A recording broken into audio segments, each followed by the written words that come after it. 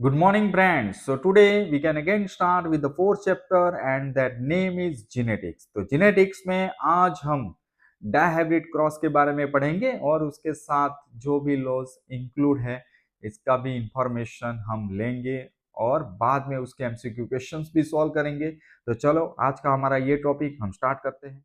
Mendel's की study में अब बारी है ये last topics that is inheritance of the two gene that is the hybrid cross and that should be related with the law of independent assortments. इसीलिए तो हमने ये दो पॉइंट्स को साथ में ही रखा है। पहला हम देखें the inheritance of the two gene. दो जीन यहाँ पे एक्सप्रेस होते हैं इसीलिए उसको बोलते हैं dihybrid cross. So the cross between the two parents and that should be differ in two contrasting characters that is called as dihybrid cross. दो पेरेंट्स के बीच में हम क्रॉस करवाते हैं और जिसमें दो कैरेक्टर कॉन्ट्रास्टिंग है, ऑपोजिट कैरेक्टर है दो कैरेक्टर, तो उसको हम बोल सकते हैं डायहाइब्रिड क्रॉस। मेंडल ने ये एक्सपेरिमेंट किया था पी प्लांट्स पे, उसको वहां पे दो कैरेक्टर्स चाहे ये हाइट पे हो या साइज शेप कलर्स, ऐसे टोटल 7 कैरेक्टर थे। इसमें से मेंडल ने दो कैरेक्टर को कॉन्ट्रास्टिंग कैरेक्टर थे उनके बीच क्रॉस करवाया और जिसे हम कहते हैं dihybrid cross. So in one dihybrid cross experiment Mendel study the inheritance of the seed colour and seed shape. मतलब मेंडल ने क्या किया कि जहां पे सीड कलर दोनों में डिफरेंट था और सीड शेप दोनों में डिफरेंट था, इसी बीच क्रॉस करवाया जिसे हम कहते हैं डायहाइब्रिड क्रॉस। अब बारी है यहाँ पे इसके एलिस की। तो alleles for the yellow colour, जो वाई येलो कलर था that is dominant and that should be represent with the capital Y. और जो ग्रीन सीड्स था उसको हम बोलते हैं रिसेसिव, और रिसेसिव होगा उसका मतलब वो स्मॉल वाई से यहाँ पे इंडिकेट हम करेंगे। अब दूसरा जो है राउंड शीट्स, वो भी डोमिनेंट है तो उसको हम कैपिटल आर से हम डोमिनेंट करेंगे। और रिंकल शीट्स वो था रिसेसिव तो उसको हम स्मॉल आर से उसको हम इंडिकेट करेंगे। तो यहाँ पे मेंडल ने क्रॉस करवाया है round yellow seeds and wrinkle green seeds में से। तो यहाँ पे ये जो राउंड एंड येलो शीट्स है वहां पे गैमेट्स हमने कैपिटल आर कैपिटल वाई, और ये wrinkle green seed small R small Y gametes के बीच हमने क्रॉस करवाया और F1 जनरेशन में हमें रिजल्ट मिला है वो है राउंड एंड येलो, जो आप देख सकते हो। अब बारी ये गैमेट्स जो capital Y and small Y वो यूनाइट होके फर्टिलाइज होके that should be produce the F1 hybrid capital R capital Y small y। अब यहाँ पे हमने डाई हाइब्रिड क्रॉस करवाया, आप देख सकते हो यहाँ पे कि ये जो चार हमें जीनोटाइप मिला है अलग उन दोनों के बीच के हमें ये क्रॉस करवाते हैं तो हमें ये 16 बॉक्स में अलग अलग 16 टाइप्स के यहाँ पे हमें जीनोटाइप्स मिले हैं। ये जो 16 बॉक्स में अलग अलग हमें जीनोटाइप्स मिले हैं जो आप देख सकते हो यहाँ पे। और यहाँ पे हम फिनोटाइपिक रेशियो देख ले तो आएगा वो 9:3:3:1, और जीनोटाइप रेशियो है वो है 1:1:2:1:2:1। अब मेंडल ने यहाँ पे क्या किया कि सेल्फ पोलिनेटेड किया F1 plants and he found that 3/4 the F2 plant had yellow seeds and 1/4 had a green। तो यहाँ पे येलो एंड ग्रीन कलर है वो सेग्रीगेट होके 3:1 रेशियो में यहाँ पे डिराइव हुआ, और राउंड एंड रिंकल शेप है वो भी सेग्रीगेट होके यहाँ पे 3:1 ratio just like a monohybrid cross. ये जो लो है वो लो ऑफ इंडिपेंडेंट एश्योरमेंट के साथ कनेक्टेड है। So in a dihybrid cross the phenotypic round yellow wrinkle yellow round green और रिंकल ग्रीन वो हमें कौन से रेशियो में यहाँ पे मिला था, तो वो 9:3:3:1 में मिला था। तो उसका मतलब ये हुआ कि यहाँ पे जो रेशियो हमें डिराइव हुआ combination series 3 yellow 1 green with 3 round and 1 wrinkle shape. तो यहाँ पे ये जो डेविएशन मिला है हम उसको अदर वर्ड में लिख पाएंगे कि टोटल 16 हमें जो रिजल्ट मिला इसमें से राउंड येलो 60 में से 9 मिला, रिंकल येलो हमें मिला 60 में से 3, राउंड ग्रीन जो हमें रिजल्ट मिला है वो 16 आउट ऑफ 3, और ग्रीन रिंकल जो हमें रिजल्ट मिला 16:1। इसीलिए तो उस रेशियो क्या हुआ 9:3:3:1। तो इस तरह से ये पूरा जो हमें रिजल्ट मिला है।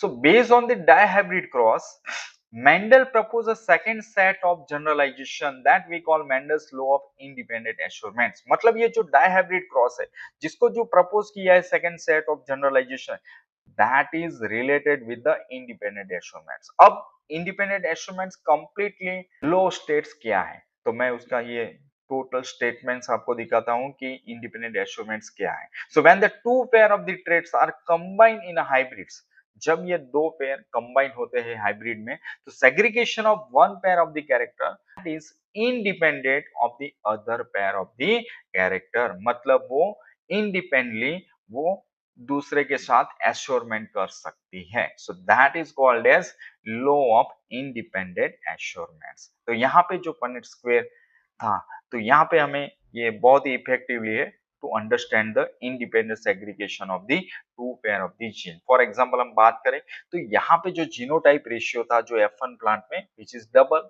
हेट्रोजाइगोट्स, मतलब ये capital R, capital Y, small Y से हम इंडिकेट करेंगे.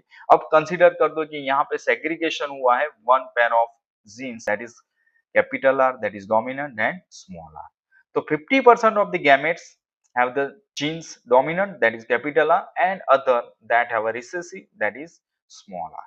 So now the beside each gametes having either capital R or small r, इसके साथ क्या होगा, it should be have a capital Y that is dominant and small y that is recessive. मतलब ये हुआ कि यहाँ पे दो है, राउंड एंड रिंकल शेप है, तो उसको क्या हो सकता है कि वो ज्वाइंट होगा, एश्योरमेंट करेगा, तो whether it is yellow colour से या तो वो ग्रीन कलर सीड्स के साथ वो यहाँ पे एश्योरमेंट करेगा. So that is called as law of independent एश्योरमेंट्स.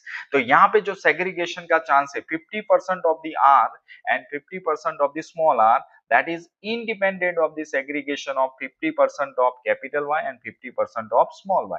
मतलब चांसेस कितने हैं, 50-50%. तो 50% of the round that is dominant that bears the gametes as a Y, that is yellow, and other 50% that is green, that is small y.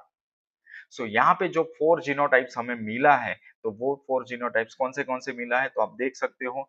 So capital R, capital Y, that is round and yellow, capital R, small y, that is round and green, small r, that is wrinkle, and capital Y, तो small r, capital Y, that is wrinkle and yellow shapes, and small r, that is wrinkle and green shape. तो इस तरह से ये जो frequency हुई, that is 25% और 1/4 of the total gamete produce, तो इस तरह से ये गैमेट्स एश्योरमेंट करता है. तो that is related with the independent assortments. तो यहाँ पे आपका ये कंसेप्ट ऑफ क्लियर होगा कि डबल हाइब्रिड जो क्रॉस है वो इंडिपेंडेंटली एश्योरमेंट कर सकता है. तो ये जो हुआ वो दो टॉपिक कनेक्टेड थे, इसीलिए हमने ये दो टॉपिक को यहाँ पे साथ में ही लिया है. अब बारी है इसके एमसीक्यू क्वेश्चंस की. तो cross between the two parents which differ in two contrasting character is called monohybrid cross, dihybrid cross, back cross या test cross. So right answer है that is dihybrid cross. In a dihybrid cross, Mendel studied the inheritance of option 1 seed size, flower color, seed shape and seed color, flower shape. तो dihybrid cross में ये जो Mendel ने study किया था inheritance, तो वो था seed color and seed shape. The allele for the yellow color, that is Y, capital Y, is dominant over the option 1. L for the red seeds, small r, L is for the yellow sheets, L in for the green sheets and L is for the round sheet. तो सही answer है that is green seeds. चौथा जो MCQ, in the dihybrid cross the phenotypic ratio is 9:3:3:1, 3:1, 1:3 and 9:3:6:1. तो सही answer क्या है, that is 9:3:3:1. The Punnett square is effectively used to understand the law of dominance, law of segregation, law of independent assortments or independent segregation of two pair of the gene. So that is independent segregation of two pair of the genes. तो आज का हमारा ये topic यहाँ पे खत्म होता है. कल हम नया टॉपिक लेके फिर से आएंगे. तब तक के लिए गुड बाय. Thank you.